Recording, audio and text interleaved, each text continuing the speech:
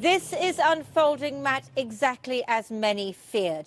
So as the Turks have attacked, the Kurds have not been able to keep control of all of the facilities where they were holding those very dangerous ISIS prisoners. 5 escaped. Presumably they're on the loose somewhere around here, because it's in Qamishli that they escaped.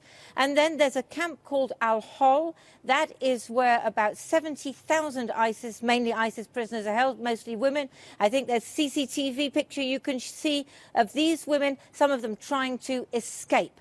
They have also apparently rioted. There was attempts at attacking the guards. It's not the first time it's happened, but these things are happening more and more as this situation becomes more volatile. So we have attacks on the border, Kurds and Turks fighting. We have this dangerous situation in the prisons and in the camps, and increasing instability here in the main city of the region, Qamishli.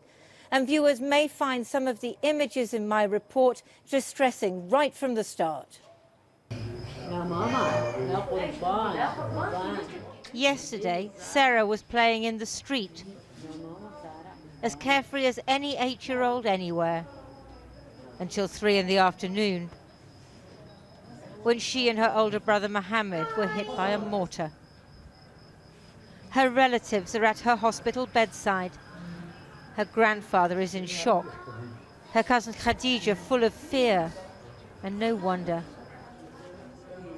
Sarah's right leg had to be amputated above the knee, and the left is full of shrapnel. I don't know what will become of her. We'll have to take her home and talk about her situation. I don't know if they've told her that her brother Mohammed is dead. He was 12. The men of the family sit in mourning outside their home. The children's father too overcome by grief to say anything. This family happens to be Arab, not Kurdish. So what? The victims were children, that's all. Their grandmother weeps. They say it's God's will she keens. But God, what did we do wrong? Living in a Kurdish-controlled area is their sin, it seems, at least in the eyes of President Erdogan. People wanted to show us what happened. It was a random mortar, fired maybe by Turkish forces from across the border, or possibly by their Syrian proxies. It's not clear what the target could have been. There is no military in this area. All the people here are civilians. There is not a single soldier here.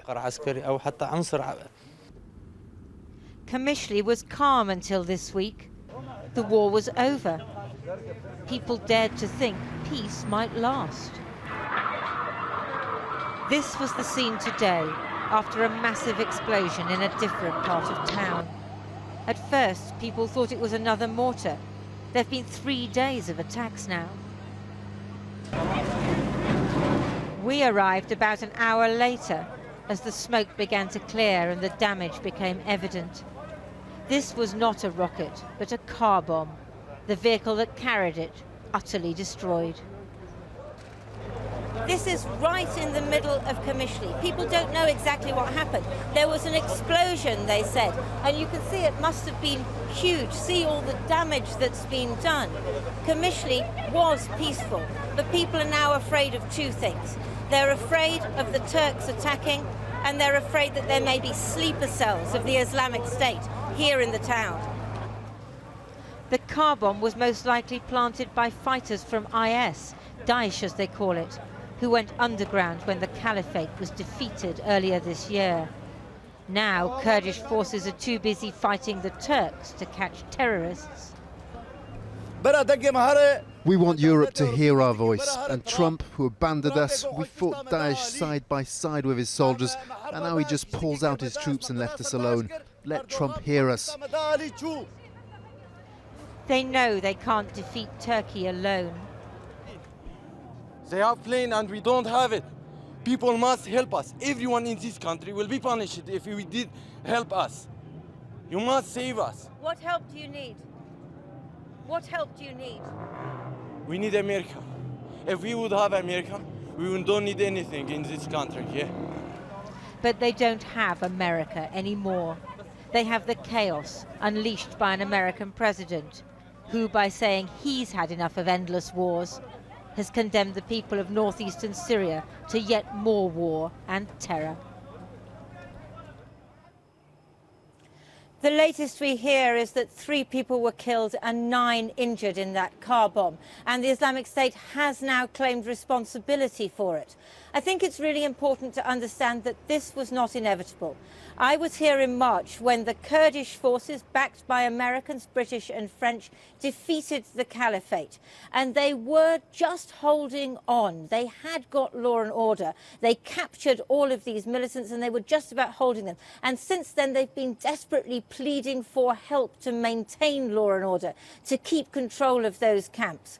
Well, now, thanks to President Trump and President Erdogan, there is really little hope of that. It's hard to understand what the Turks really think they're going to do. Do they think they're going to occupy this place? This was a place which had an administration. Occupying it would take vast resources and a vast amount of repression. What is most likely is we're going to see more chaos, and it could last weeks, months, or years. Lindsey, thank you very much indeed. Well, in the last few minutes, the United States has warned that Turkey could face very powerful sanctions. This after Turkey's President Erdogan declared that he would not stop the operation into northern Syria, no matter what anyone says. Well, our foreign affairs correspondent Jonathan Rugman joins us now live from Istanbul. Jonathan. Well, Matt, President Erdogan has been speaking here in Istanbul in the last half hour, and the chasm between his position and that of his NATO allies in both Europe and in America is widening. There were 8 civilians reported killed on the Turkish side of the border today from shelling, mortar shelling from the Syrian side, as well as 2 Turkish soldiers reported killed inside Syria. And this is what President Erdogan is saying. We will never take a step back. We will provide security east of the Euphrates River. We will eliminate the terrorists before they make their moves. Our target is not against Kurds, he says, but against terrorist groups. Now, the Netherlands and Norway have announced that they are suspending any arms sales to Turkey, and other European countries may be about to make similar moves. This was Donald Tusk, the European Council President, speaking earlier today. Turkey's unilateral military operation in northern Syria is of grave concern and should stop. Turkey's security concerns should be addressed through political and diplomatic means. A military intervention will only make matters worse. Instead of creating stability, it will create even more instability in the whole region. And then, of course, there was that threat of President Erdogan's the other day that he would unleash 3.5 million Syrian refugees onto Europe. What can European leaders actually do now? Well, on the European diplomatic front, I think all eyes are on a meeting of European foreign ministers in Luxembourg on Monday. So this is a critical weekend. If this begins to look more and more like ethnic cleansing, if the UN estimate of 100,000 people on the move goes significantly higher, if there is evidence of Turkish indiscriminate shelling, then I think an initiative driven by the Swedes and the French for a European arms embargo may gain some traction, but we simply don't know at this stage how much support for it there will be. So everybody is watching what happens in Syria this weekend. It is possible that the Turks try and take this slowly, that in spite of President Erdogan's rhetoric, he does slow this operation down. He has a meeting scheduled with President Trump in Washington on November the 13th. Now, does he want to jeopardize that meeting by creating a major humanitarian crisis? Probably not, but he may try and slow things down. We simply don't know. And of course, war is a very unpredictable business. Indeed. Jonathan, thanks very much. Krish.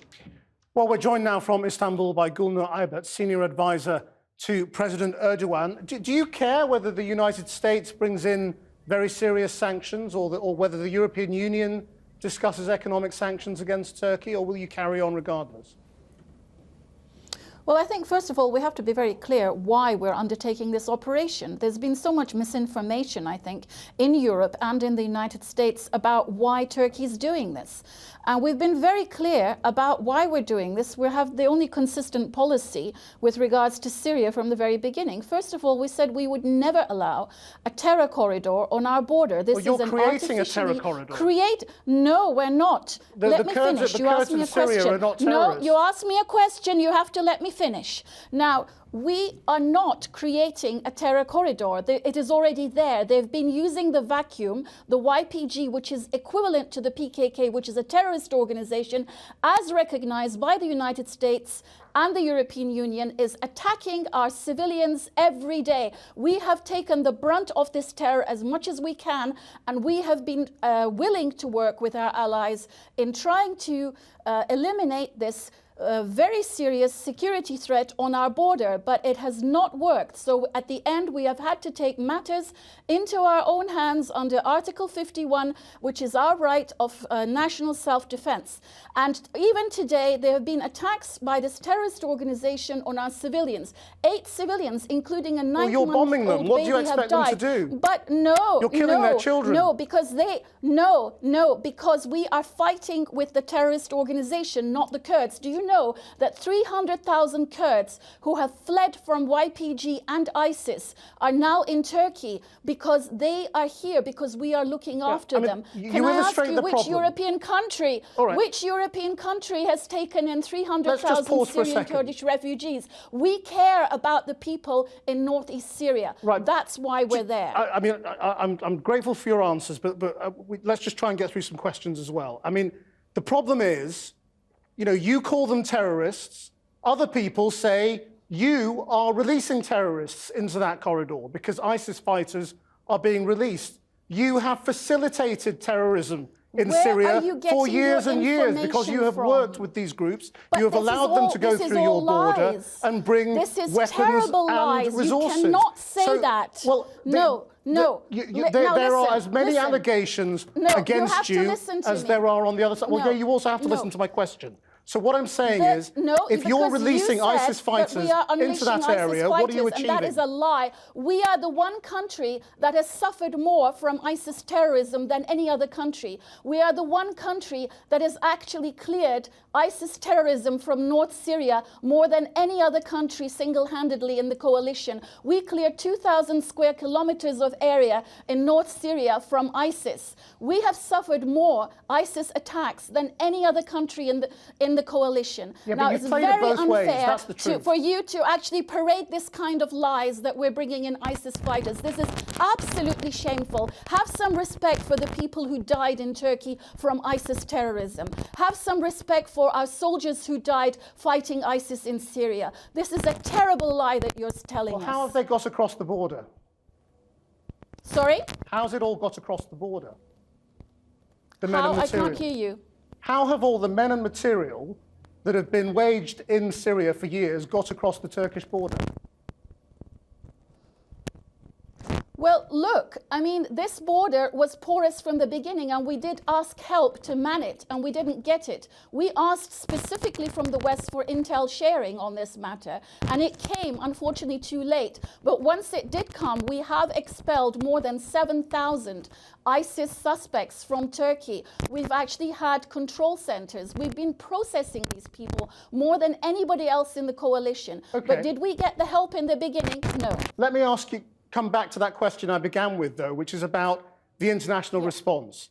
You know, America has played it both ways. On the one hand, it said you were going to do what you always were going to do. Then it said it would crush your economy and now threatens sanctions. So we don't know what President Trump really thinks. But Europe is also threatening sanctions. If these two big power blocs try and take action against Turkey, do you care? Will it change your behavior?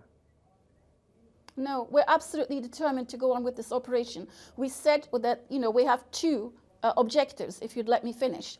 One is to create a safe zone so that which is free from terrorists. That includes YPG, PKK, as well as ISIS, so that they no longer constitute a threat to us. Because right now they've dug tunnels under our border, and they're using these tunnels to stage attacks against our people and armed forces in our country.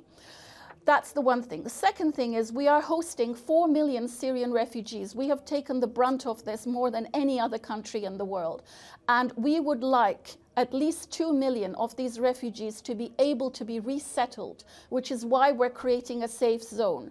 Now, in principle, the Americans agreed on the safe zone. We tried to establish it with them, but it has actually been going very slow. And unfortunately, the military bureaucracy in America have not been able to disengage themselves from the YPG. And this has actually exacerbated the national security threat to us. So we were in no position to wait any longer. And that's why we had to undertake this operation. And we've been saying that this is what is going to happen for years now. I mean, you cannot fight one terror group by arming another terror group. It was bound to hit a wall, this policy of the United States, which started in the previous administration. And right now, what's happening in America is our national security is becoming political fodder for the political situation there. As for the Europeans, for years, they've actually been just been more sympathetic to this terrorist organization without looking at the facts that, you know, we do care about the Kurds in Syria. Look, we've already done 2 operations in North Syria, and we have put Kurds in councils. We've ensured that Kurds return into councils where the population there was predominantly Kurdish. We have a priority here of actually not changing the demographics of that area. I'm sorry to cut you off, but thank you very much indeed, Gulnaz Aibot.